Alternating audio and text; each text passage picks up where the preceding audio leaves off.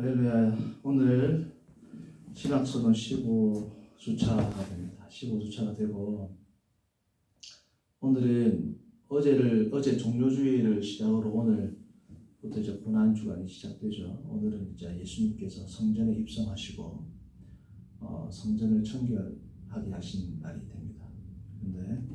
그래서 오늘부터 우리가 고난주간이 시작되는데, 고난주간에 맞이해서 예수 그리스도의 고난에 우리가 참여하는 것이 어떤 의미인가? 그리스도의 고난을 묵상한다. 우리가 고난주간에 많이 듣는 말이 뭐예요? 그리스도의 고난을 묵상하라. 예수 그리스도의 고난을 생각하라. 예수 그리스도의 고난에 동참하라. 와 같은 이러한 말이 어떻게 우리가 성경적으로 신학적으로 온건하고 바르게 이해하고 적용할 수 있을지, 그리스도의 고난을 묵상한다는 게 무슨 의미인지, 그리스도의 고난을 더 나아가서 고난에 참여한다는 게 무슨 의미인지를 이 고난주간을 맞이해서 특별히 오늘 성도님들과 함께 생각해 보겠습니다. 이 고난주간이라고 하면 사실은 가톨릭에서는 사순절로부터 시작이 되죠. 부활절 40일 전부터 이제 그들은 예수 그리스도의 고난에 동참하기 위해서 그들은 40일간의 경건한 시간을 보냅니다. 왜냐하면 예수님의 40일간의 뭐예요? 광야 생활에서 예수님께서 40일 동안 금식하시고 예수님께서 시험을 40일 동안 고통을 당하셨던 그 예수님의 생애에 동참하고 함께 묵상하기 위해서 그들은 고난주간, 우리 개혁주의 전통, 장로교 전통에서는, 개신교 전통에서는 고난주간을 지키지만 그들은 뭐야? 40일 전부터 사순절을 지킵니다. 그래서 이 사순절이라 하면 렌트, 영어로 렌트인데, 이것은 그래서 그들은 당시에 아마 사순절이 제가 알기로는, 제 기억으로는 정확한지는 모르겠지만 11세기 정도에부터 이 사순절에 대한 여러 가지 경건한 이제 동료들, 경건한 여러 가지 방법론들이 제기되고 성도들 가운데서 이제 요청되기 시작했습니다. 그래서 그 중에 뭐가 있어요? 우리가 특별히 소세지를 금한다든지, 소세지를 금한다는 건 뭐예요? 소세지를 위시한 육류, 조금 더 나가면 육류와 생선들, 불교의 스님들처럼 뭐예요? 이제 풀만 먹는 거죠. 그래서 육류라든지 아니면 뭐 생선까지, 아니면 뭡니까? 뭐 초콜릿이라든지 기호식품들, 커피라든지 뭐 이런 것들을 다 40일 동안 금한다고. 되게 고통스러운 겁니다. 사실 그렇죠. 40일 동안 그걸 다 금하고 예수님의 고난을 묵상하고 예수님의 고난에 동참하겠다. 자, 그런데 이 사순절의 의미는 이제 고대 영어의 랭튼이라는 이 단에서 왔는데, 이게 영어로 말하면 스프링이라는 뜻입니다. 고대 영어 랭튼이라는 뜻은 스프링이에요. 스프링이 뭐야? 봄이거든요. 그래서 사순절은 당연히 부활절이 봄이니까 이제 봄철에 시작되는 건데, 사순절의 시작이 언제냐? 올해 같은 경우는 3월 2일이었습니다. 3월 2일. 사순절이 땡 시작하는 그 주간이, 잠깐만요. 3월 2일. 잠깐만, 제가 볼게요. 왔다 갔다 해서 3월 2일이 맞는지 잠깐만 기다려주세요.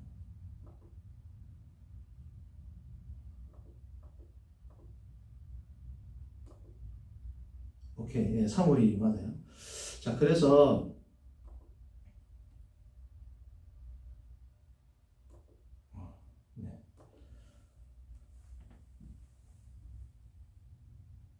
네.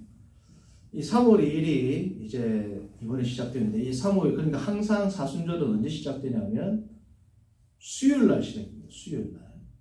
수요일이 이제 항상 매년 사순절 시작은 첫 수요일을 뭐라 부르냐면 Ash Wednesday. Ash가 뭡니까? 우리가 죄를 뒤집어 쓴다. 욥이라든지 뭐 사람들이 슬프거나 할 때 죄를 뒤집어 쓰죠. 회개할 때 베옷을 입고 어떻게 합니까? 죄를 뒤집어 쓰죠. 그래서 Ash Wednesday라고 해가지고도 지금도 개신교 전통에서도 지키는 사람들이 있습니다. 특히 이제 미국 같은 경우에서도 구라파나 미국에서 지키는데 이게 애쉬 웬즈데이는 뭐냐면 뭐 가톨릭 경우 같은 경우는 이렇게 뭐 성호를 긋잖아요. 그거를 이마에다가 재를 기름에 섞어가지고 이렇게 재를 이마에 이렇게 십자가 모양으로 영화나 이런 데서 한 번씩 본 것 같기도 하고 이렇게 십자가 모양으로 이마에 그리든지 아니면 뭐 어떻게 꼭 십자가가 아니지만 슬픔의 표시를 이마 같은 데다가 표를 합니다. 그래서 그때부터 본격적인 이제 예수 그리스도의 고난에 대한 참여가 시작이 되거든요.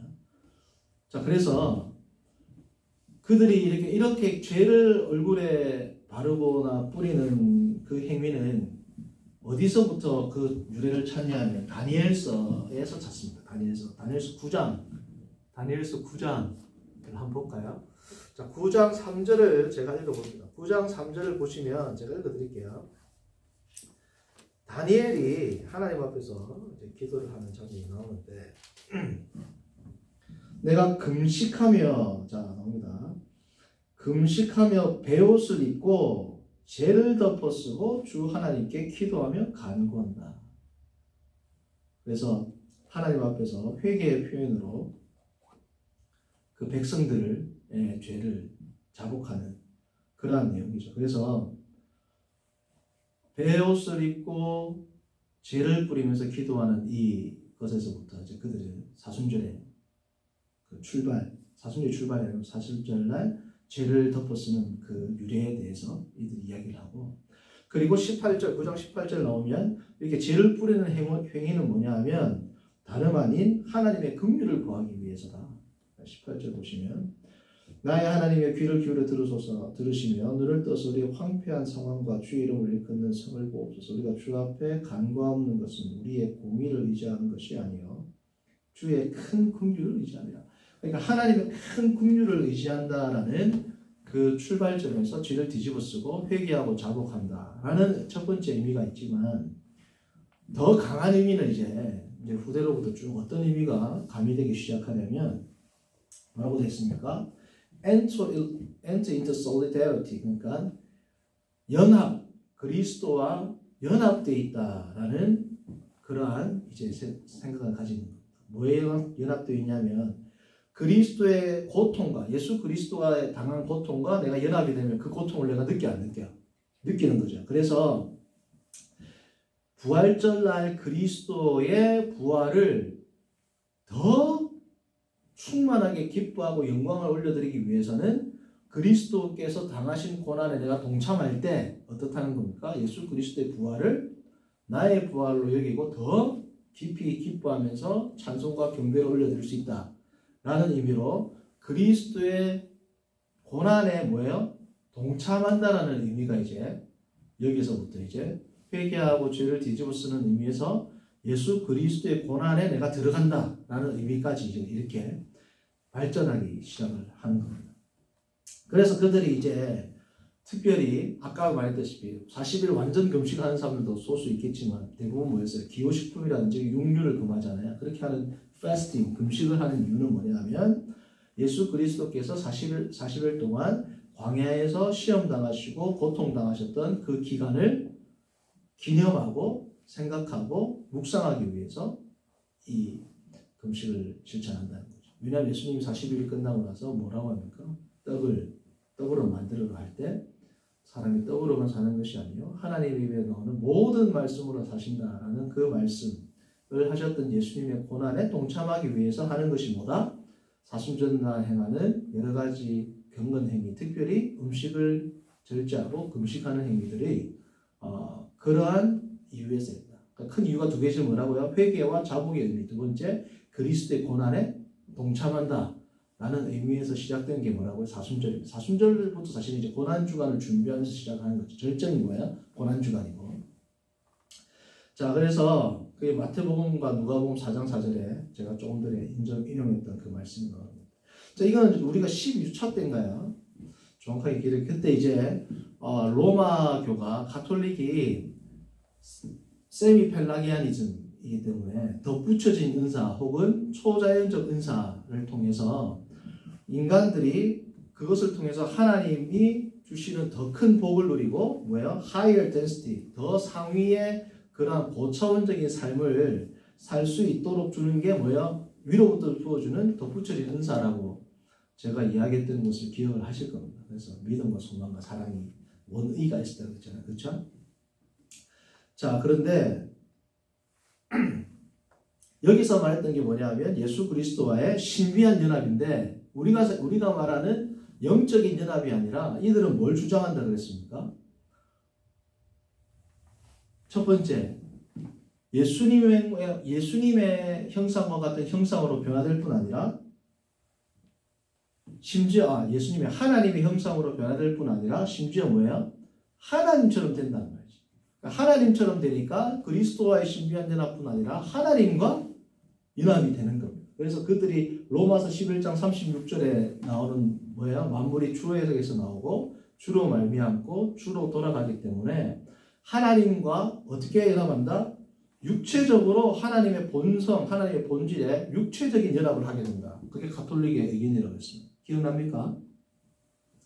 자, 그래서 하나님과 신화화, 하나님이 되는 것뿐 아니라 하나님의 존재에 동참한단 말이죠. 하나님의 존재에 동참한단 말이죠. 그죠? 그럼 하나님의 존재에 동참할 수 있는 이유가 뭐냐면 가톨릭은 하나님의 창조를 우리는 창조로 보죠. 그들은 창조를 어떻게 설명하냐면 하나님의 유출로 설명합니다. 신플라톤주의에서 이제 유출이 나오거든요. 하나님의 창조는 유출과 같이 흘러 넘치는 것으로 표현을 하는데 하나님으로부터 흘러 넘치니까 모든 피조물 속에는 뭐가 들어있어요? 하나님의 신성이 들어있습니다. 하나님의 신성만 들어있는 게 아니고 하나님의 모든 존재도 들어있다. 존재를 분유한다. 존재를 나누어 준단 말이에요. 여러분 우리 개혁주의나 장로교에서는 피조물에 하나님의 영광이 나타나서 우리가 피조물을 통해서 하나님의 영광을 본다고 할 때 뭐예요? 하나님의 영광의 광채, 하나님을 알 수 있게끔 피조물에다가 하나님의 형상이라고는 안 하고 하나님의 흔적들, 하나님을 반추하고 찾아낼 수 있는 그 흔적들을 우리는 피조물을 통해서 하나님의 영광을 알 수 있도록 그 흔적들이 되어있고 그것을 통해서 하나님을 알 수 있다고 말하지 그 안에 하나님의 존재가 있다라고는 말 안 하거든요. 심지어 하나님의 신성이 있다라고도 말하지 않습니다. 그런데 가톨릭은 신성이 있고 심지어 존재가 분유되어 있다. 모든 피조물에는 뭐 이런 거 다 있단 말이에요. 하나님의 존재가. 그러니까 이러한 것들을 하나님의 존재가 다 피조물에 있으니까 결국은 다 하나님의 존재를 어떻게? 회개하는 겁니다. 그렇죠? 그래서 요걸 지난번에 제가 그래서 어떻습니까? 하나님을 모든 인간은 도눔 수프라디툼을 받은 인간은 하나님을 본질적으로 우리는 하나님을 본질적으로 완벽하게 알 수 있어요? 없어요? 모르죠. 피조물과 창조주의 경계가 있죠. 이들은 피조물이 하나님 그러니까 구원받은 인간들 도눔 수프라디툼을 가지고 있는 사람들은 하나님을 본질상 얼굴과 얼굴을 대면해 볼 때 본질을 직관할 수 있다. 그게 Visio Dei per Essentiam, 본질을 직관할 수 있다는 거예요. 하나님을 직접 볼 수 있다는 거예요. 그거는 우리 개혁주의하고 다르다. 우리는 하나님을 보더라도 본질을 직관하는 게 아니라 피조물과 창조주 사이의 경계에 있어서 찬송과 경배를 드리는 거지. 직관을 하는 게 아니란 말이에요. 지복 직관이 아니란 말이에요. 그렇죠? 하나님을 본질로 꿰뚫어보고 그 존재에 동참하는 것이 지복, 가장 큰 복이다 라는 주장을 하게 되는 겁니다. 자, 이게 지난번에 했는데 왜 하느냐? 지난번에는 제가 너무 이제 철학적이거나 사변적으로 나갈 것 같아서 이 설명을 안 했는데 오늘은 이제 고난주간의 사순절에 그리고 고난주간에 가톨릭은 그리스도의 고난에 동참한다는 이야기 하잖아요. 우리가 그리스도의 고난에 동참한다는 의미와는 틀립니다. 우리가 어떻게 이야기하는지 뒤에 말씀드리고 가톨릭은 뭐냐면 보세요. 구원이 하나님의 존재에 동참하는 거니까 고난주간에도 어떻게 하는 거예요? 그리스도의 고난에 직접적으로 동참한단 말이죠. 그러니까 그리스도가 2000년 전에 당했던 그 고통과 고난에 내가 동참할 수 있다라는 겁니다. 그와 유사한 아니면 그 고난을 내가 지금 마치 존재에 참여하고 존재를 직관하듯이 본질을 직관하듯이 그리스도의 고난에 직접적으로 내가 참여할 수 있다라는 그 논리, 그러한 교리를 개진을 하는데 이 교리는 사실은 어디서 나왔냐 그러면 성경에는 뭐 이런 교리가 없잖아요. 그렇죠? 여러분들 보시다시피 이 교리는 어디서 나왔냐면 여러분들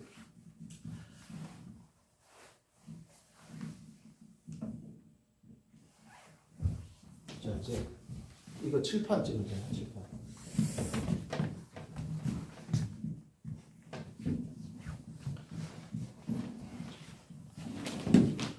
자 여러분들 그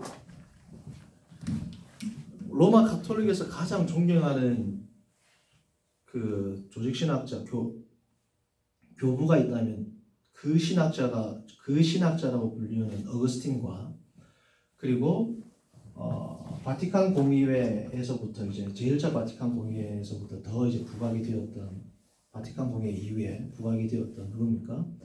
에테르니 파트리스 영원한 아버지라는 회칙에서 누구를 부활한다? 토마스 아퀴나스를 부활해가지고 토미즘이라는 게 나오거든요. 그래서 지금 가톨릭을 덮고 있는 가장 그 신학자는 사실 토마스 아퀴나스라고 보시면 됩니다. 자, 그런데 토마스 아퀴나스의 신학의 특징은 뭐냐면 토마스 아퀴나스 이전의 신학은 어떤 철학이 지배적이었냐면 주류가 뭐였냐면 거의 대부분이 플라톤 철학이에요.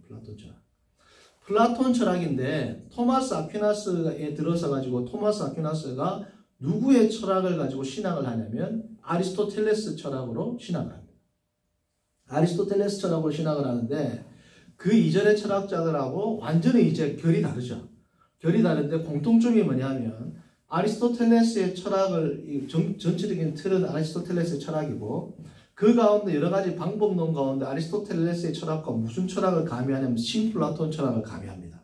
그거는 이제 어거스틴도 마찬가지예요. 어거스틴의 플라톤주의자라고 하는데 정확히 말하면 신플라톤적인 요소가 어거스틴에게 많이 있거든요. 신플라톤 철학에 더 영향을 많이 받았다고 또 보는 학자들이 많이 있고 저도 사실 그 입장에 있습니다. 그런데 그래서 토마스 아퀴나스 철학 신학의 전체 틀이 두 개가 뭐라고요? 아리스토텔레스 그 다음 뭐라고? 신플라톤 철학이라고. 자 그러면 아리스토텔레스의 철학은 제가 나중에 성찬식에서 천주교에서 말하는 성찬식 개념이 뭐야? 화채설이죠. 화채설을 설명할 때는 거의 아리스토텔레스 철학을 그대로 가지고 옵니다. 거의. 그런데 삼위일체를 설명하든지 아니면 지금 하나님의 존재에 동참하는 것, 하나님을 직관하는 것과 같은 이러한 약간 신비적 요소적이거든요. 신비적 요소는 어디서 가져오냐면 신플라톤 철학에서 가져옵니다. 그래서 신플라톤 철학은 크게 세 부류가 있었습니다. 세 부류. 하나는 로마, 시리아, 안디옥 학파가 있었고 그리고 아테네 학파가 있었고 알렉산드리아 학파가 있는데 어쨌든 그걸 두 부류로 나누면 신플라톤 철학은 철학적인 형이상학적 입장을 가진 사람들과 신비적 신인 합의를 추구했던 신비적 요소를 가지고 있던 그 철학이 두 개가 혼재가 되어 있어요. 그래서 이 두 개를 가장 절묘하게 혼재해가지고 신플라톤 철학을 집대성한 사람이 있는데 여러분들 중에서 철학에 관심 있는 분들 알겠지만 그 유명한 프로클로스라는 사람. 자, 그런데 프로클로스라는 사람이 신을 설명할 때 모든 것을 초월해 있는 게 뭐예요? 신이죠. 그러니까 이 신은 신이라고 부를 수도 없어. 초월해 있다는 건 뭐예요? 우리가 말도 못하죠. 우리가 말을 한다는 것은 뭘 알기 때문에 말하는 거죠. 그래서 우리 인간 이성의 피안에 있다. 피안. 완전 저편에. 인간 이성의 저편에 있는 존재는 우리가 알 수도 없고 부를 수도 없고 우리의 모든 인식과 우리의 언명의 저쪽 피안에 있는 존재입니다. 그거를 뭐라고 하냐면 아우토헨이라고 불렀어요. 일자 자체라고 불렀어요. 일자 자체. 일자 자체는 뭐냐면 일자 하나 우리로 말하면 하나인데 일자 자체는 뭐냐면 있음이에요. 있음. 이 있음이라는 것은 무슨 의미냐면 근데 있음이라는 게 뭐냐면 있음이라는 벌써 정형화되어 있죠. 그래서 아우토헨이라는 일자 자체를 설명할 때 프로클로스는 뭐라고 하냐면 있음도 초월해 있다. 있음도 초월해 있기 때문에 이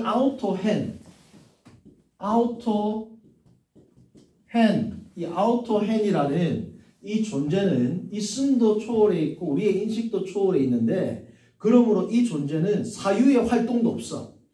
이성 활동도 없어. 이 존재는. 그런데 여러분들 보세요. 우리의 존재의 피 안에 있고 인식의 피 안에 있고 우리의 그리고 우리의 언능의 피 안에 있는 이 존재가 일자, 유일한 존재인데 이 일자가 쉽게 말해서 다자, 여러 가지 피조물과의 관계를 설정을 하려면 다 완전히 초월해 있는데 어떻게 관계가 설정되겠어요? 이성적으로. 완전히 초월해 있는데 타자와 관계가 설정이 될까요? 안 될까요? 안 되죠. 그러니까 이걸 설명하기 위해서 가져온 개념이 뭐냐면 이것은 일자 자체고 여기서부터 나오는 되어진 일자라는 개념을 가지고 옵니다. 그게 뭐냐면 밑에 있는 수많은 다자, 우리 쉬운 말로 하면 이 다자는 피조물에 해당하겠죠. 이 여러 다자와의 관계를 맺기 위해서는 이거는 존재와 인식의 피 안에 있기 때문에 관계를 맺을 수 없어. 그래서 이 중간에 오는 이 사람이 아니지. 이 존재가 뭐냐면 되어진 일자, 소위 토, 기노, 메논, 헨.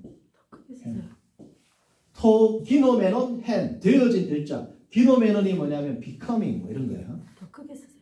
더 크게, 오케이. 되어진 일자. 그러니까 이 일자는 요렇게를 연결해 주는 거란 말이에요. 우리로 말하면 쉽게 설명하자면 예수 그리스도의 정도에 해당할 수 있습니다. 그래서 신플라톤 철학에서 엄청 신플라톤 철학에서 삼위일체가 정립됐다라고 말하는 사람도 엄청 많아요. 삼위일체를. 그래서 여러분들 이렇게 보시면 이게 이제 일자와 다자와의 관계를 설정하는 기본 도식인데 자, 우리도 삼위일체를 보면 삼위일체를 다음에 우리가 신론할 때 나누겠지만 삼위일체를 논하는 방식이 두 개 있습니다. 하나는 뭐냐면 본체론적 삼위일체고 하나는 경륜적 삼위일체, ontological trinity, 그 다음에 economical trinity. 그러니까 본체론적 삼위일체와 본체론적 혹은 존재론적 삼위일체와 경륜적 삼위일체가 있단 말이죠. 자, 이 강의를 하다가 지금 갑자기 생각났는데 지금 어디까지인지 이야기해줘야 돼. 제가 원래 강의 시작할 때 이야기하려는데 그때 깜빡했어요. 뭐냐면 지난주 월요일날 지금 생각나서 지난주 월요일날 감리교회 창시자가 존 웨슬레인데 요한 웨슬레라고 제가 잘못 이야기했습니다. 성도님들. 찰스 웨슬레. 그래. 지금 또 실수하는다. 존 웨슬레나 요한 웨슬레 똑같은 거지. 존 웨슬레나 요한 웨슬레가 감리교회 창시자인데 제가 그때 뭘 했어요? 찰스 웨슬레. 그래 이야기 잘했어. 찰스 웨슬레라고 잘못 이야기했죠. 네, 그걸 이제 김모 집사님이 말씀해 주셨어요. 그래서 제가 수정합니다. 감리교회 창시자는 존 웨슬레. 찰스 웨슬레는 제가 그때 강의할 때 누구야? 동생이었죠. 수많은 찬송가를 만들고 찰스 웨슬레도 아주 경건한 입장에서 감리교회에 많은 도움을 줬지만 그는 성공에 남아 있었습니다. 그렇죠? 자, 그래서 그거 수정했고 지금 이제 뭐예요? 오늘은 이 특강은 연속해서 할게요. 목요일 것까지 붙여가지고. 자, 그래서 지금 뭐 했나? 삼위일체를 본체론적 혹은 존재론적 삼위일체로 나누는 방식이 있고 경륜적 끊으면 안 돼. 지금 쭉 할 거야. 경륜적 삼위일체로 나누는 그러니까 성도님들 오늘은 목요일 것까지 그냥 쭉 간다 생각하시면 됩니다. 끊으면 이게 이상해. 그러니. 자, 그래서 여러분들 자, 그래서 삼위일체를 우리가 논하는 방식이 크게 두 가지인데 그게 뭐라고요? 뭐라고? 정신 차리고 잘 들으세요. 본체론적 혹은 존재론적 삼위일체와 경륜적 삼위일체. 그러면 본체론적 혹은 존재론적 삼위일체라는 것은 뭐냐면 그냥 성부, 성자, 성령의 관계를 이야기하는 The unity of the Godhead, there be three persons. 웨스트민스터 신앙고백서에 삼위일체 처음 나오죠. 그러니까 신성의 통일성이 있는데 삼위로 존재하신다. 어쨌든 성부, 성자, 성령의 존재 방식에 대해서 논하는 게 뭐예요? 본체론적 삼위일체고 이게 경륜적이라는 건 뭐냐면 이 삼위일체 하나님이 어떻게 경륜, 이 세상 가운데 창조와 섭리와 구속을 담당하시고 어떻게 삼위일체 간의 협약을 통해서 모든 일을 도모하셔가지고 모든 일들을 행하시는가. 이 삼일 본체론적 존재론적 삼위일체 하나님께서 어떻게 경륜을 펼쳐나가시는가를 말하는 게 경륜적 삼위일체입니다. 그러니까 예를 들면 성부 하나님은 부르시는 분, 성부 하나님은 생성케 하시는 분, 성자 예수님은 존재하시는 분, 성령 하나님은 완성하시는 분. 그렇죠? 성부 하나님은 부르시고 성자 예수님은 아버지께로 인도하시고 성령 하나님은 구속을 완성하시고 이렇게 경륜적인 것들을 논하는 게 뭐예요? 경륜적 삼위일체라고 하죠. 그렇죠? 자, 그런 것처럼 지금 프로클루스가 말했던 그래서 여러분들 신플라톤 철학에서 트리아스라는 개념이 있거든요. 트리아스. 이게 뭐냐면 트리아스 혹은 마지막은 S니까 그냥 트리아스 이렇게 쓸 수도 있어요. S가. 이 트리아스가 뭐냐면 3이라는 뜻이잖아. 그러니까 일자의 존재 방식이 우리 꼭 삼위일체 같이 세 개로 존재합니다. 그리고 일자의 경륜 방식도 세 가지로 일어납니다. 그래서 이 트리아스라는 말에서 삼위일체라는 말을 나중에 가져옵니다. 사실은.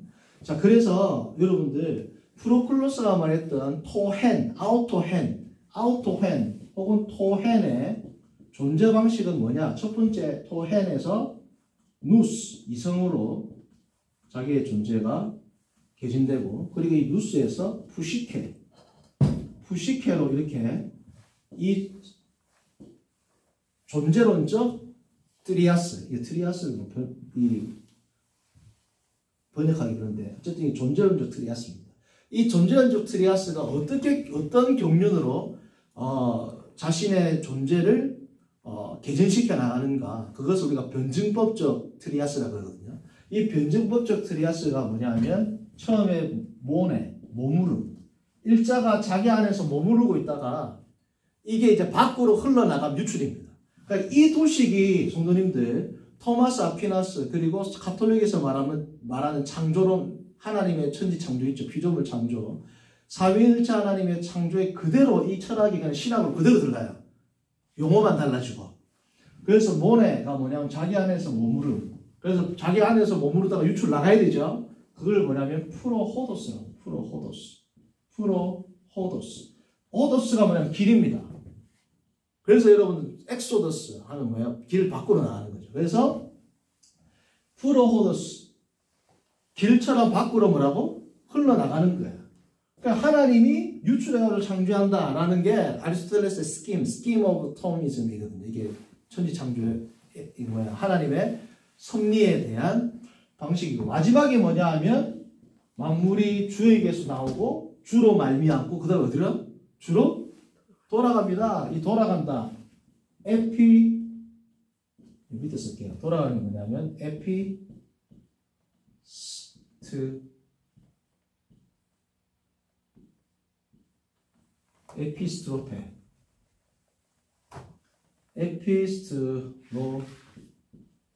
말이에요. 그러니까 이게 존재론적 트리아스고 이게 변증법적 트리아스입니다. 그러니까 모든 피조물들은 그러니까 일자로부터 이렇게 하고 피조물들이 일자로 회귀하는데 이 도식은 나중에 해겔 철학에도 그대로 들어가고 쉘링에게도 나중에 나옵니다. 그리고 토마스 아퀴나스의 이 기본적인 전제에 있는데 왜 이렇게 길게 했느냐? 자, 토마스 아퀴나스가 그리고 지금 가톨릭이 말하는 구원은 뭐냐면 신으로 회귀하는 거고 존재의 동참이 있죠. 존재의 동참이 있는데 이 존재로 동참할 때 어떻게 하다? 본질을 직관한다 그랬죠. 자, 본질을 직관하는데 프로클루스 철학에서 보면 신을 인간이 알 수 있어 없어. 토해는. 예를 들면 푸시케라든지 누스까지는 알 수 있지만 토해는 알 수 있습니까? 없어. 모르죠. 그럼 이거는 모르는데 어떻게 해야 되느냐? 이성으로는 안 되는 거야. 이성으로는 안 되니까 갈대아 신탁이라든지 당시에 아주 야만적인 이 바바리안들이 하는 종교 행위는 뭐냐면 막 춤추면서 엑스터시에 도달하는 거야. 황홀경에 빠지는 거야. 이성으로 알 수 없으니까 뭐야? 황홀경을 통해서 신과 접신한다 라는 사상이 여기서 오는 거면 왜? 이성으로는 모르니까.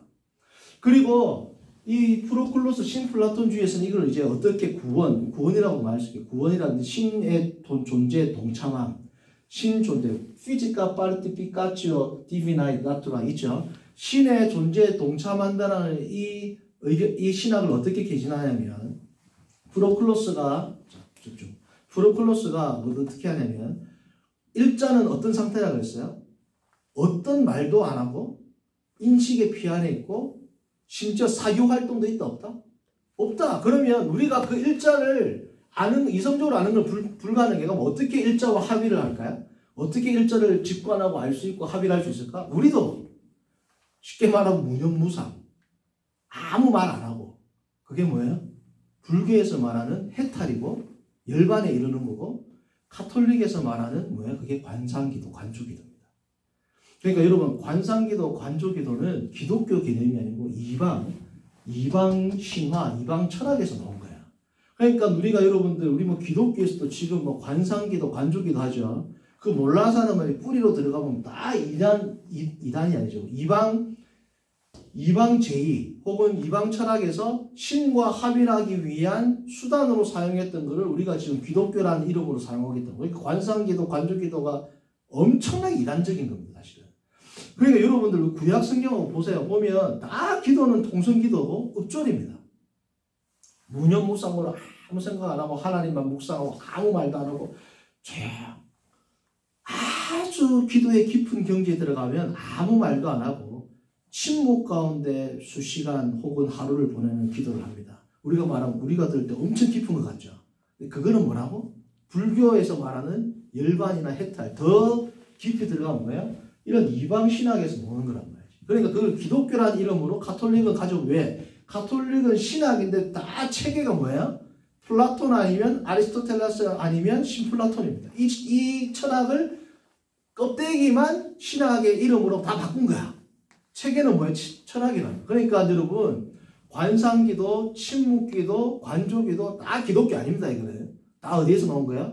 이방 철학, 이방 신학, 제2신학, 갈대아 신탁, 오르픽 신학, 옛날에 그런 거에서 나왔단 말이죠. 이 기독교 아니란 말이에요. 그러니까 여러분들 그러한 기도를 추구하는 카톨릭에서부터 영향을 받은 우리 영성신학 하시는 분들 있잖아요. 그게 다 사실은 뭐예요? 우리가 배척하고 배격하고 그렇게 기도하면 안 돼요. 여러분 새벽에 그렇게 새벽 기도가 기도해봐 되는지 다 자지. 그렇잖아요, 여러분들. 자, 그게 저번에는 여기까지 말했는데 그래서 이러한 도식을 가지고 신학화를 했기 때문에 이 말을 하는 게 어떻게 해요? 필연적 귀결이란 말이죠. 성도님들 이해됩니까? 자, 사모님 정신 차리시고 이해 잘 되죠?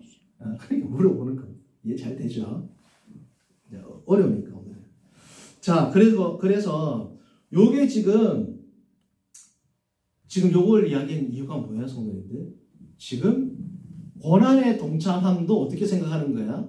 지금 구원에서 신의 존재에 동참하는 것, 그리고 아까 프로클로스의 철학 체계에서 말하는 것, 이게 지금 고난 주간에 그리스도의 고난에 동참하는 것 다 뭐예요? 연장선상에 있단 말이에요. 그래서 우리가 그리스도의 고난에 동참한다고 해서 그리스도의 고난을 묵상하고 그리스도가 십자가가 얼마나 아팠을까? 그때 예수 그리스도가 당했던 그 수치는 어땠을까? 내가 묵상하고 그걸 상상하고 그 묵상 가운데 들어가면서 그 그리스도의 고난이 나의 고난이 되고 이게 다 뭐야? 이건 기독교적인 게 아니고 사실은 이방 철학적인 겁니다. 이게 그리스도의 고난은 그렇게 해서 그리스도의 고난을 묵상하고 우리가 그리스도의 고난을 묵상한다 할 땐 그런 의미가 아니에요. 우리 기독교에서는 개혁주의에서는 그리스도의 고난에 동참한다고 할 때 그런 의미가 아니라는 거죠. 그럼 그리스도의 고난에 동참한다 이게 뭐냐 이거예요. 자, 두 번째 이거를 알기 위해서는 카톨릭에서는 뭘 이야기한다 그랬습니까? 화채설 이야기한다 그랬죠. 화채설. 카톨릭에서는 화채설 얘기하는데 여기 영어로 transubstantiation이 뭐냐면 라틴어로는 transubstantiatio입니다. 근데 이게 성도님들 이 글자가 n만 붙였잖아. 그죠?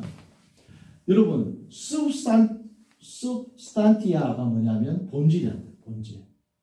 그리고 본질이 띄어는 뒤에 바뀐다는 의미거든요. 트랜스가 뭐냐면 이렇게 이동하는 거잖아.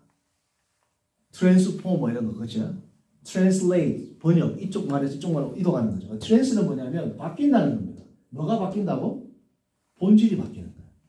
성도님들이 본질이 바뀐다는 거는 어마어마한 겁니다. 여기 이 본질이 바뀐다는 말에서 나온 게 뭐냐면 화채설이에요. 성도님들, 화채설이 뭡니까? 화채설은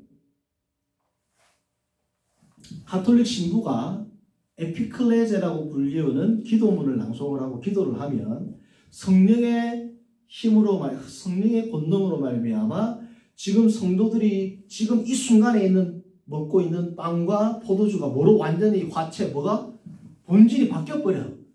먹을 때 맛은 빵 맛이고 먹을 때 맛은 포도주 맛인데 이 본질은 빵이야 포도주야?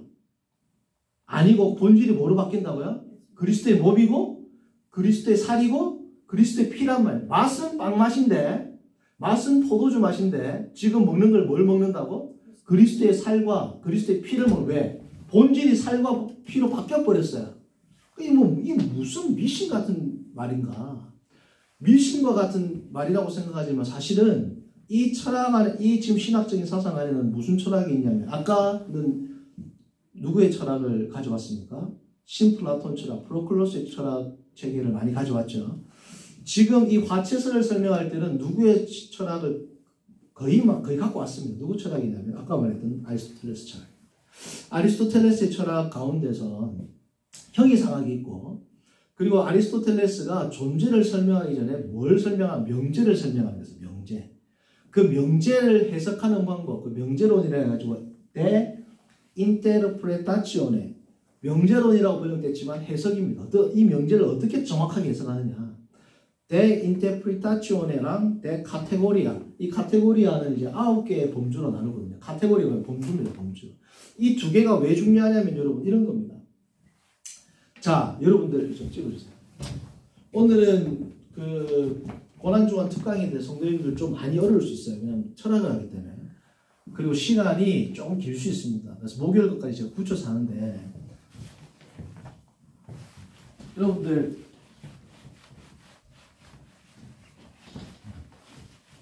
어차피 인터넷으로 하니까 졸리면 멈췄다가 또 잠 끼우셔가지고 또 보시고 이렇게 하면 돼요. 많이 지루하시고 좀 어렵다 싶으면 돌려가면서. 자, 여러분, 아리스토텔레스가 지금 명제론은 사실은 명제적인 진리를 위한 책이라기보다는 형이상학을 위한 기초작업이라고 보시면 돼요. 형이상학이라는 게 뭐냐면 결국은 우주, 인간의 영원, 기원의 문제 등을 다루는 거잖아요. 그렇죠? 자, 그러면 명제론에서 다루는 명제론에서 다루는 명제는 영어로 하면 영어로 할게요. 왜냐면 비동사 is가 영어로 하는 게 편하니까. 자, 보세요. 우리가 아는 호머 신 있죠? Homer is a poet. 호머는 시인이다. 이게 명제론에서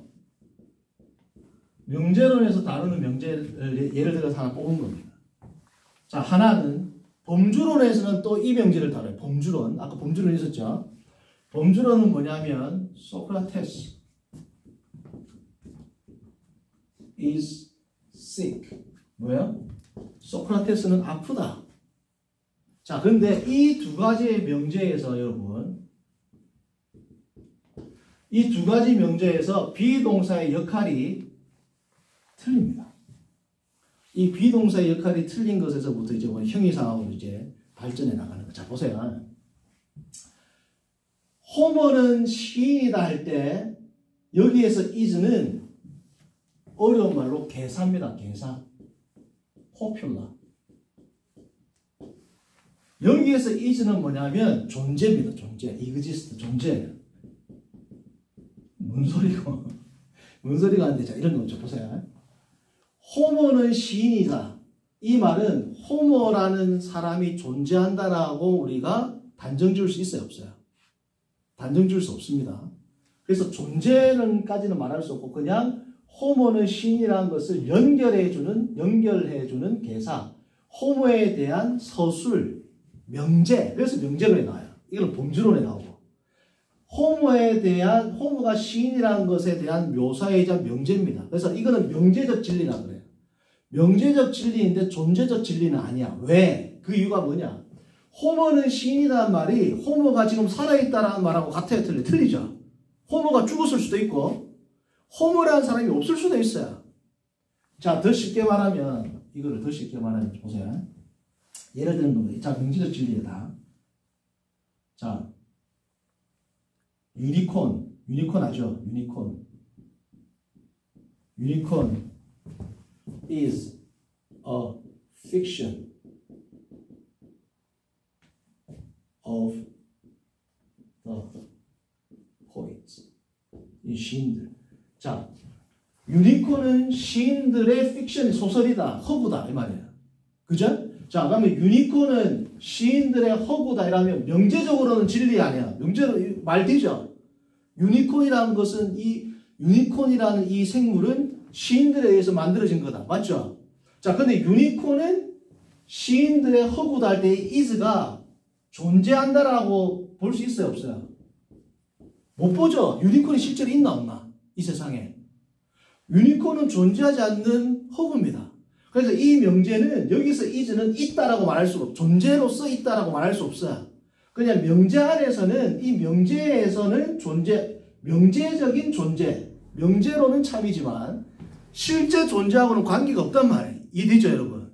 이게 명제적 진리입니다. 쉽게 말하면. 호모는 시인이다 할 때 호모의 존재하고는 관계가 없단 말이에요. 그죠? 호모는 시인이다. 호모는 죽었을 수도 있어. 지금 존재하는 게 아니란 말이에요. 그렇죠? 쉽게 말씀드리면 극단적으로. 하나만 더 예를 들어볼게요. 그 소피스트와의 논박이라는 책이 있습니다. 아리스토텔레스의. 그 보면 유명한 말인데 헬라어로 뭐라 했냐면 토메 on est 토메 on est 독사스톤. 이게 무슨 뜻이냐면 무를 생각한다 이 뜻입니다. 없음을 생각한다. 말은 돼야 안 돼요. 무에 대해서 나는 생각한다. 말은 돼야 안 돼요. 이게 명제적 진리이지만 존재적 진리는 돼야 안 돼요. 무는 없는데 어떻게 생각해? 그러니까 지금 이걸 지금 존재적 진리를 말하기 위해서 이렇게 1번, 2번, 3번 예를 든 겁니다. 요거는 명제적 진리. 다시 말하면 인테프리타치오네. 명제론에서 다루는 내용이지 이 세 문장은 이 주어의 존재를 필연적으로 존재를 상정할 수는 있다 없다? 없단 말이야. 근데 여기에서 이 명제는 뭐예요? 같은 비동사인데 is인데 여기에서 명제는 존재를 상정해 안 해요. 존재를 상정합니다. 이건 명제적 진리 플러스 존재적 진리도 돼. 왜? 소크라테스가 아프다 이 말은 살아있으니까 아프죠. 그러니까 존재한다는 것은 필연적으로 뭐예요? 존재의 필연성을 가지고 오는 명제입니다. 이거는 존재의 필연성을 가지고 올 수 없는 명제예요. 그렇죠? 그러니까 이 두 가지 명제를 지금 설명한 이유가 나중에 결국 화체사와 연결이 됩니다. 이게 왜냐하면 형이상학, 존재를 설명하기 위해서 이게 기초 작업이 된단다. 그렇죠? 그래서 아리스토텔레스의 철학을 전공하신 분들이 볼 때는 지금 왜 이렇게 간단하게 이야기하나 할 수 있습니다. 깊이 들어가면 되게 많아요. 왜냐하면 이 문장에서 또 여러 문장도 있고 제가 지금 필요한 것만 간추려가지고 하는 거예요. 자, 그래서 자 그러면 이 지금 명제가 있는데 이 지금 명제가 있는데 이걸 조금 더 이제 발전시켜 볼게요. 발전.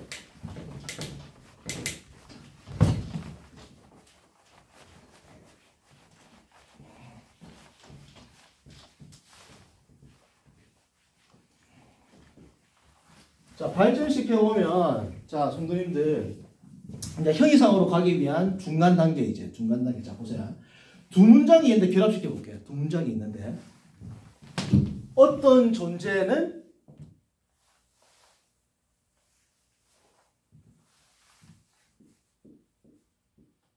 이건 뭐 영어로는 이상한 문장이지만 철학을 해야 돼. 철학적으로. 어떤 존재는 창백하다. 얼굴이 창백하다. 그리고 두 번째 문장. 그는 어떤 존재다. 이 두 개를 더했어. 그러면 3번 뭐예요? 그는 창백한 존재다. 말 되나 안 되나? 말 되죠? 그는 어떤 존재는 창백한데 그는 어떤 존재가 되니까 그는 창백한 존재다. 이 두 문장을 합하면 이게 나오죠. 자, 그런데 이 문장은 필연적으로 참이 아니에요. 필연적으로 참입니다. 어떤 존재가 창백한데 그가 어떤 존재라면 그는 창백한 존재다. 딱 떨어지는 이걸 필연적 참이란 말이에요. 마치 3단 논법처럼 필연적인 참이란 말이에요. 자, 그런데 또 다른 문장을 볼게요. 또 다른 문장. 비읍. 오늘 좀 길게 했잖아. 몇 번 거였어요? 한 10분, 15분 돼요. 지겨워 하지 말고. 잘 들으세요, 오늘은. 오늘은 특강이니까, 성도님들, 특강이니까 조금, 뭐 이런 날도 있어야 되죠. 약간 조직신학을 할 때, 보통 이런 부분은 가톨릭은 화채설이다, 이렇게 하고 지나가는데, 저는 조금 더 깊이 있게 해가지고, 왜 화채설이 얼토당토하지 않는 주장이 아닌 이유를 말씀드리는 거예요. 왜냐하면 그들은 성경을 텍스트로 안 보고 철학을 많이 기반으로 하기 때문에 철학적으로 보면 되게 합리적이에요, 이게. 예수님이 빵으로 변한다. 말도 안 되는 소리인데 이 철학을 이 아리스토텔레스의 철학적인 도식으로 딱 보면 말이 되게 돼 있어요. 그래서 철학이 갖고 있는 힘, 어떻게 철학이 신학에 영향을 미치는지를 지금 살펴보는 겁니다. 자, 두 번째 이 사례를 보면 두 번째 사례 B. 자, 보면 그는 훌륭하다.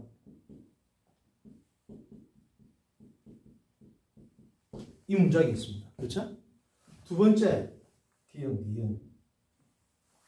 그는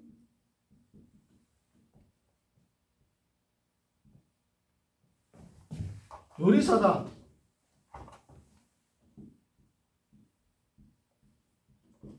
그는 요리사다. 두 개 합쳤어. 그는 훌륭한 요리사다. 그쵸? 그는 훌륭하다. 그는 요리사다. 그는 훌륭한 요리사다. 이 마지막 문장하고 이 문장하고 차이점이 있습니다. 한번 생각해 보세요. 요거를 알아야 이제 화채설까지 이제 갈 수 있는 겁니다. 자, 지금 그냥 시간이 없으니까 말씀드리자. 이거는 필연적인 참인데 여기에서는 두 가지 의미가 가능해요. 두 가지 의미. 첫 번째 뭐냐? 그는 훌륭한데 여기서 그는 훌륭한 요리사다 할 때 그하고 이 훌륭한, 이 엑셀런트가 훌륭한이죠. 이 엑셀런트가 그하고 연관될 수도 있고 이 엑셀런트가 요리사하고도 연관될 수도 있습니다. 자, 그게 무슨 뜻이냐? 그는 쉽게 말하면 성품은 개파인데 못됐는데 요리가 훌륭하면 그는 훌륭한 요리사다. 돼야 안 돼요? 요리하고 관계 있는 겁니다. 요리, 자기가 하는 요리. 앞에하고 관계 있는 건 뭐예요? 그는 요리는 못하는데 인격이 훌륭해. 그러니까 우리도 이야기할 때 그는 훌륭한 요리사다. 말할 수 있죠? 그러니까 이 훌륭하다는 말이 어쩔 때는 그하고 연관이 되는 거고 어쩔 때는 요리사하고도 연관이 되는 겁니다. 그렇죠? 자, 그러면 이건 좀 어려운 말로 어떻게 하냐? 여기서 그가 훌륭한 요리사라고 할 때 이게 만약에 그의 요리사하고 훌륭한이 연관되어 있다고 할 때 훌륭한 요리사, 여기서 요리사의 강조를 둘 때는 뭐냐면 이것을 뭐라고 하냐면 그것 자체로 존재하는 것이라고 합니다. 그 아리스토텔레스는 카타 아우톤, 카타 아우톤이라고. 카타 아우톤. 그러니까 그것 자체로 있는 것, 존재하는 것.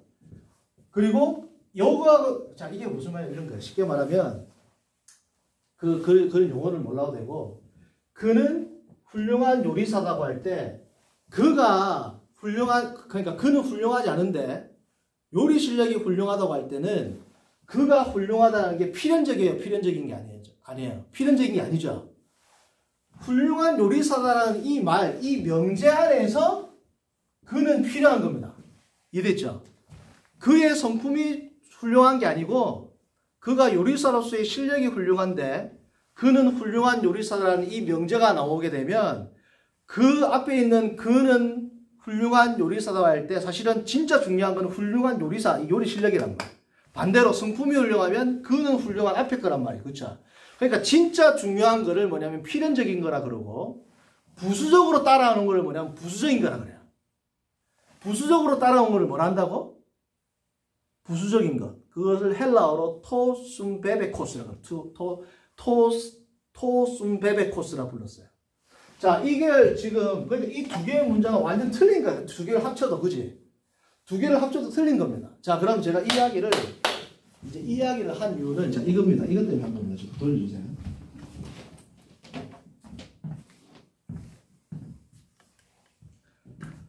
자, 마지막 문장을 본 다음에 죄송해요. 이게 마지막. 자, 마지막 이거를 다 정리해서 예수님이 이 빵은 나의 몸이요 했죠. 이것은 내 살이라 했죠.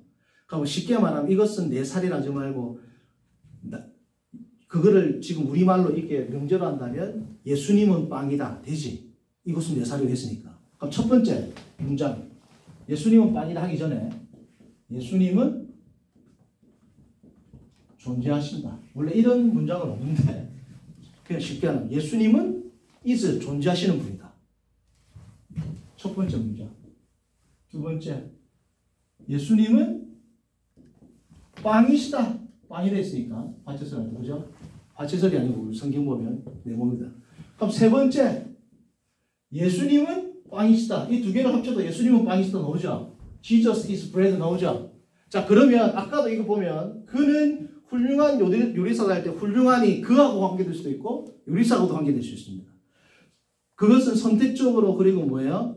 상황에 맞추어서 어쩔 때는 이 excellent가 훌륭한이라는 게 뭐냐면 그하고 관계됐을 때는 요리사가 부수적인 것이 되는 거고 요리사하고 관계됐을 때는 그가 부수적인 게 되는 거예요. 맞죠? 왜? 명제가 성립이 되려면 주어 동사가 있어야 되니까 이 명제로는 들어있는데 이 명제 안에서도 어떠한 입장에서 어떠한 상황에서에 따라서 그가 부수적인 게 될 수 있고 요리사가 부수적인 게 될 수 있습니다. 그까지 이해됐죠? 아까 얘기했으니까. 자, 마찬가지로 보세요. Jesus is bread면 여기서는 이제 형이상으로 넘어갔을 때 부수적인 게 뭐냐 하면 브레드가 부수적인 거예요. 브레드가 부수적인 게 되게 돼 있어요.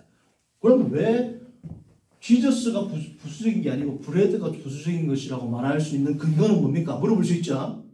맞아요, 아니에요? 그걸 설명하기 위해서 이제 뭐가 나오냐면 이제 형이상학으로 넘어가는 겁니다. 형이상학으로 넘어가면 여러분들 아리스토텔레스가 존재를 이야기할 때 또 넘어가면 사모님 너무 피곤하니까 아리스토텔레스가 존재로 넘어갈 때 어떤 존재자가 존재하기 위해서는 어떤 존재가 존재하기 위해서는 두 개가 있습니다. 하나는 형상이고 하나는 진료입니다. 우리 얘는 많이 들어봤죠? 형상이 에이도스, 진료를 휠레라고 그래요. 그럼 형상과 진료가 있어야지 어떤 존재가 나온단 말이지. 자, 그러면 그걸 쉽게 예를 들면 이런 거예요. 여러분, 붕어빵이 나오려면 뭐가 있어야 돼요? 반죽이 있어야 되고, 틀이 있어야 되죠. 틀이 뭐냐면 형상입니다. 반죽은 뭐예요? 진료예요. 근데 아리스토텔레스에서 형상과 진료 중에서 더 중요한 요인을 차지하는 것은 뭐냐면 형상입니다. 형상. 자, 존재를 구성하기 위해서는 뭐가 있어야 된다? 형상과 진료가 있어야 되죠. 요거를 토마스 아퀴나스는 가져오면서 조금 더 세분화합니다. 어떻게 세분화하냐면 이렇게 세분화합니다. 이 앞에 엔스가 뭐냐면 존재자입니다. 존재자. 뒤에 에세가 뭐냐면 존재입니다. 에센티아가 뭐냐면 본질입니다. 아까 본질을 관통한다 할 때 뭐였어요? 에센티아 맞죠? 이게 대격 목적격이거든요.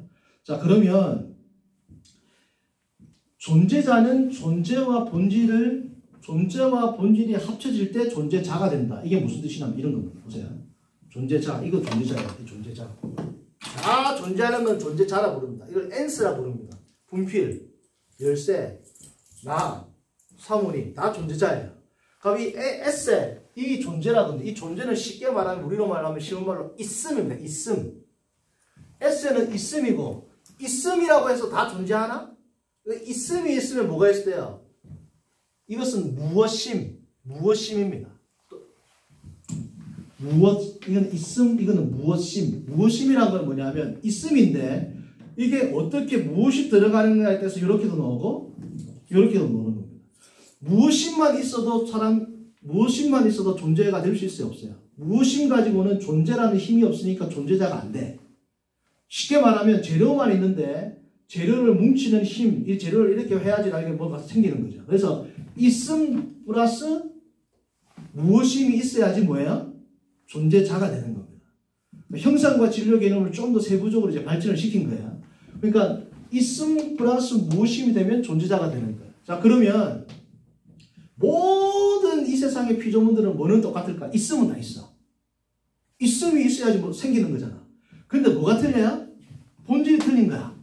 같은 쌍둥이라도 있음은 있는데 어떤 본질이 어떻게 형성되느냐에 따라서 강이 되고 숙자가 되고 분필이 되고 원숭이가 되고 지렁이가 되는 거예요. 있음이라는 건 다 있나 없나? 존재하는 거 있죠. 뭐가 달라는 거예요? 에센티아가 틀릴 거예요. 무엇임이 다 다르단 말이에요. 이래 됩니까? 자, 그러면 여기서 진짜 중요한 건 뭐야? 요겁니다. 요거. 있음이 더 1차적인 뭐 둘 다 중요하지만 따지자면, 자, 그러면 이제 거의 다 봤어요. 자, 그러면 자, 예수님께서 성육신하기 전에 예수님과 가톨릭의 의견입니다. 예수님이 인성을 받고 이 땅에 내려왔을 때에 있음은 똑같겠죠. 예수님이 존재하시니까. 뭐가 틀려? 본질이 틀려진 거야. 본질이.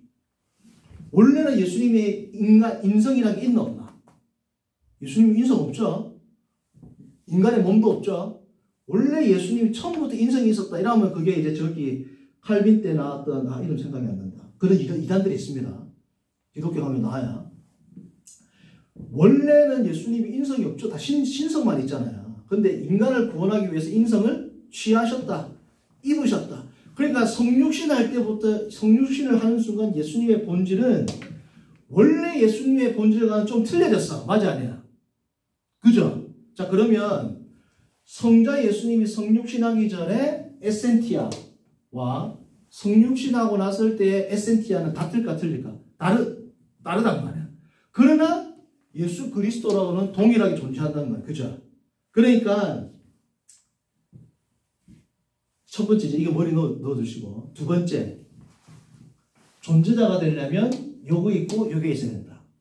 두 번째 여기서 조금 더 들어갈게요. 이 본질도 두 개로 나눠줍니다.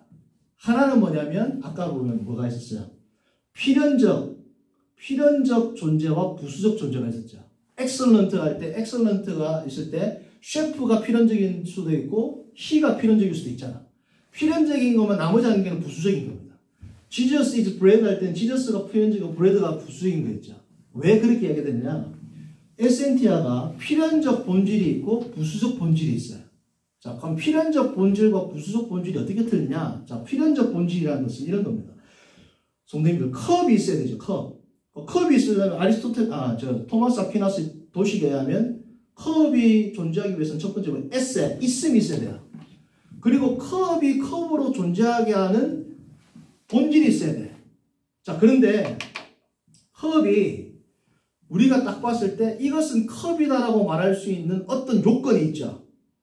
그 요건이 가장 최소적인 요건을 충족하는 것을 필수적 본질이라고 합니다. 그런데 최소적인 요건을 넘어가는 여러 요건들이 있어요. 자, 예를 들어 볼게요. 이 컵이 있어. 근데 컵이 손잡이가 이렇게 있는 것, 아니면 손잡이가 이렇게 받치는 것, 아니면 재료가 플라스틱인 것, 아니면 재료가 남은 것, 이건 다 뭐예요? 부수적인 본질입니다. 컵의 필연적인 본질은 뭐예요? 물을 담는 게 필연적 본질입니다. 이 역할이에요. 근데 손잡이의 방향, 손잡이의 재료, 컵의 재료는 다 뭐예요? 부수적 본질이에요. 그러나 이 본질이 들어가야지만 그 컵이 나온다 그런다면 필연적 본질은 아니지만 부수적으로 이 본질과 같이 가미되면서 이 어떤 컵이 나오는 부수적 본질이 된단 말이에요. 그러니까 컵이 다양하단 말이에요. 그죠? 그러니까 필연적 본질과 부수적 본질이 합해, 제가 극단적으로 좀 쉬운 예를 드는 겁니다. 그러니까 모든 사물뿐 아니라 모든 존재자들은 존재는 하나님밖에 없어요. 본질과 존재가 같은 존재. 나머지는 존재자라고 부릅니다. 그러니까 존재 일반, 하나님 존재 일반. 나머지는 다 그냥 구체적인 존재자야. 하나님을 제외한 모든 존재들은 뭐예요? 존재, 있음과 본질로 구성되는데 이 본질에는 필연적 본질과 무슨 본질이 있다? 부수적 본질이 있다. 자, 그러면 예수님한테 적용해 볼게요. 예수님이, 성자 예수님이 이 땅에 몸을 입고 내려오실 때 에세 있음은 있죠. 본질이 있어요. 이 본질이 있는데 필연적 본질과 부수적 본질이 있겠죠. 근데 필연적인 것과 부수적인 것은 아까 그래서 제가 명제를 했어요. He is an excellent chef처럼 상황에 따라서 필연적인 것과 부수적인 것은 조금씩 바뀌어요, 안 바뀌어요? 상황에 따라서 여러 가지로 지금 명제지만 엄청나게 많은 가변적인 상황이 생긴단 말이에요. 자, 예를 들어 볼게요. 예수님이 이 땅에 내려오시는데 필연적인 것, 지금 예를 드는 겁니다. 극단적으로 간단하게. 필연적으로는 뭐가 필요해? 사람이 돼야 돼, 사람. 근데 부수적인 본질은 뭐예요? 유대인. 그죠? 예를 들면 남자. 뭐 머리카락은 곱슬이다. 그리고 뭐 고향은 그리고 성경에 나왔으니까 뭐 어쨌든 유대인이고 예수님의 뭐 성격은 이렇고 이 예수님이 필연적인 것은 인간인데 거기에 부수적으로 따라오는 것들은 뭐 예를 들면 이빨은 뭐 하나는 덧니가 났다. 이런 건 다 뭐예요? 부수적인 거란 말이지. 이해됩니까? 그러니까 이 예수님은 인간으로 우리를 구원하기 위해서 가장 필요한 이 본질과 유대인이라는 것, 뭐 몇 년도에 태어나는 것, 머리는 어떻고, 뭐 요셉의 아들, 이런 건 다 부수적인 본질로 들어온단 말이지. 그렇죠? 그런데 이것은 아까도 말했지만 어떤 관점에서 보느냐에 따라서 필연적인 거, 부수적인 게 조금씩 어떻게 돼요? 달라지죠. 자, 그러면 요거를 갖고 이제 뭘 설명하냐면, 자, 보세요. 신비한 일이 일어납니다. 바보처럼. 자, 예수님은 육신을 입고 오시기 전에 예수님과 육신을 입고 오시고 난 예수님은 같은 분이에요? 다른 분이에요? 다른 분이라면 큰일 나지. 같은 예수님이잖아.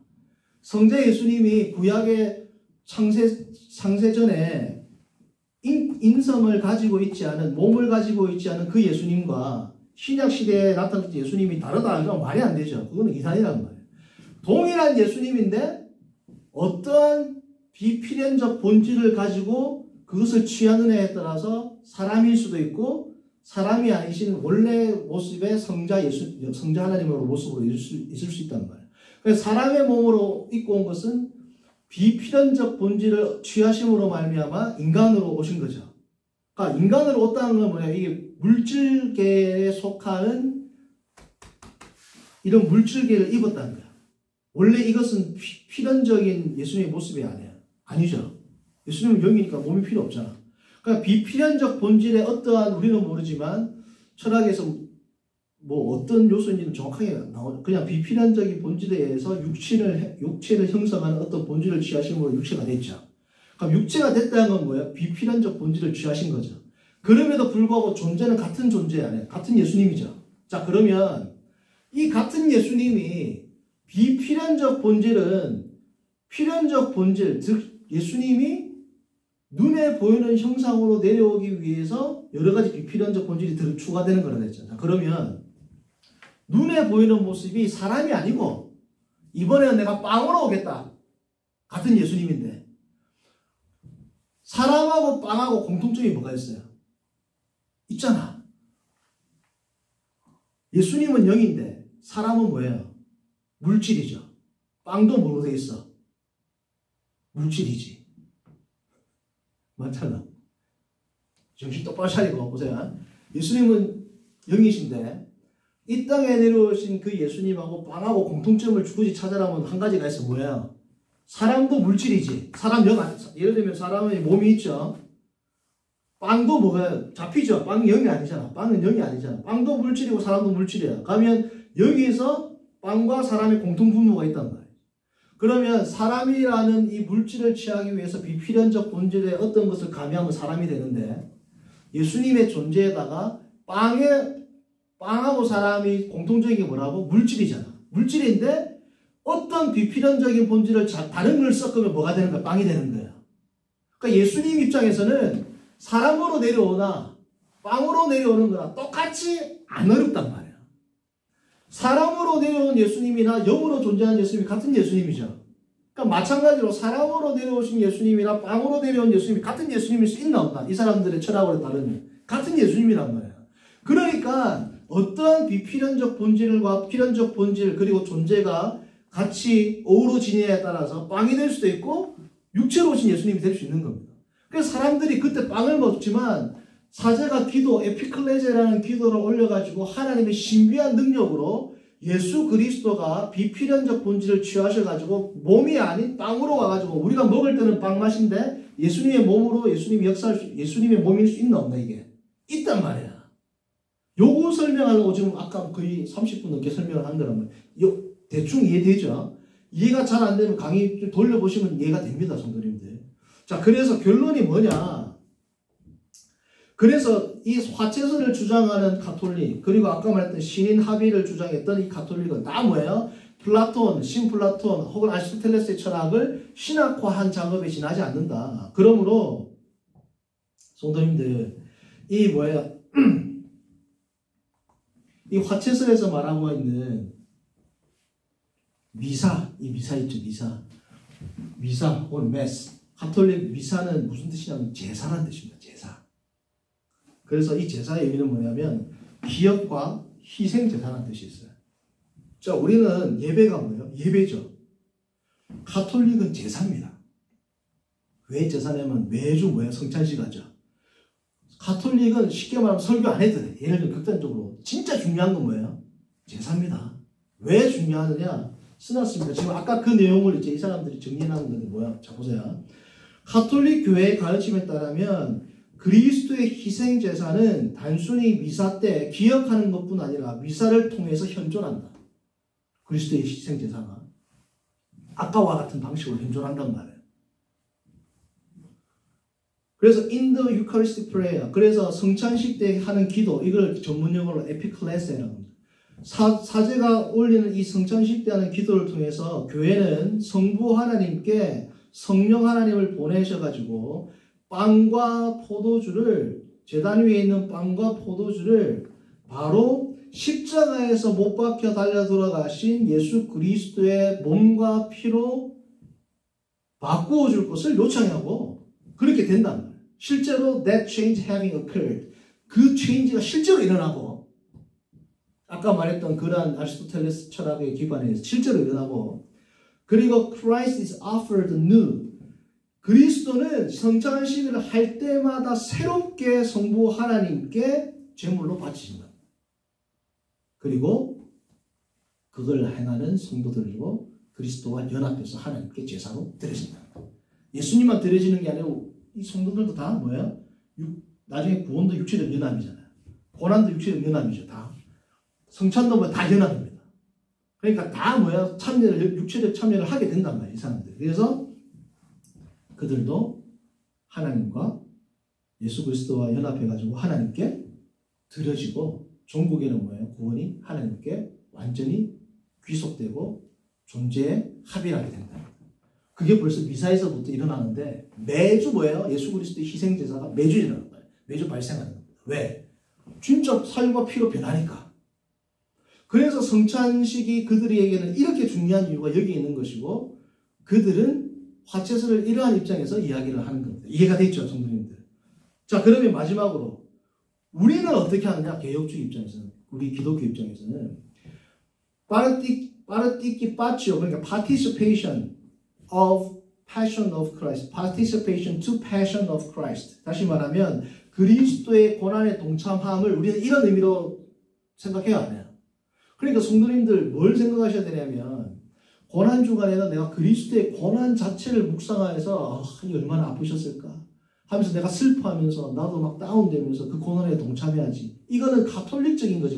우리에 대한 입장이 아닙니다. 왜 뭐냐면 내가 받아야 할 고난을 그리스도가 대신 받은 것에 대한 감사와 그에 따른 예수님에게 감사에 대한 반응이 뭐가 나요? 너무 감사하면 무슨 반응이 나올까요? 순종과 그리스도의 말씀에 더 따르고자 하는 경건한 의식과 예수님의 말씀을 더 따르고자 하면 무슨 일이 생겨요? 내가 이 삶 가운데서 나의 죄를 더 철저하게 배격하고, 히브리서에서 말한 것처럼 피 흘리기까지 죄와 싸우고, 그리스도가 걸어가셨던 그 고난의 순종의 길을 나도 걷겠다.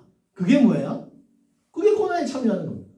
우리가 그리스도의 그 십자가의 고난, 금식할 때 그 고난에 참여하는 게 아니고 그리스도께서 이 땅에서 이 삶을 살아가면서 살아가셨던 그 삶의 모범을 따르는 것 자체가 뭐예요? 그게 고난이란 말이죠.